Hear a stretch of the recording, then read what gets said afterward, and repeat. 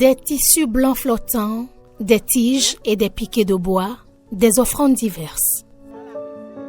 Ici, c'est Dankoli, un vaudou emblématique des pratiques endogènes à Savalou.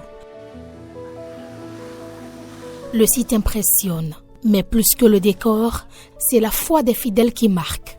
Pour les populations locales et bien au-delà, Dankoli est un recours, un espoir, une solution aux difficultés du quotidien. Certains viennent faire des vœux, d'autres honorer des promesses faites. C'est le cas de Joseph. Depuis 33 ans, il y vient pour des sacrifices. Je me difficile beaucoup des choses dedans.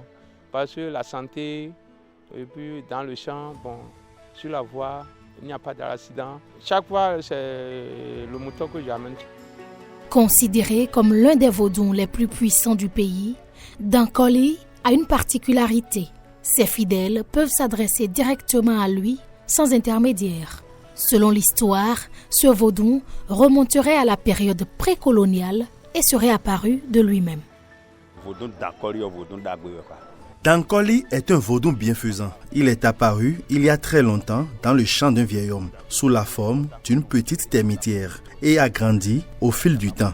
Le vieil homme s'y rendait et échangeait avec ce vaudou qui lui procurait des biens. Celui-ci l'a alors surnommé Dankoliga, devenu Dankoli dans l'usage. Ce vaudou ne fait que du bien et n'exauce pas les vœux malveillants. Et lorsqu'on lui fait une promesse, il est important de l'honorer.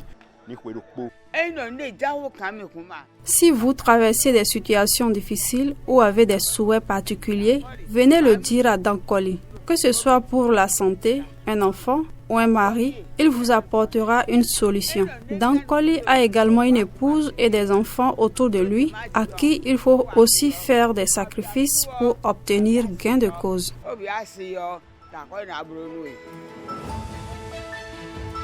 Aujourd'hui encore, malgré les mutations, Dankoli demeure au cœur des pratiques spirituelles.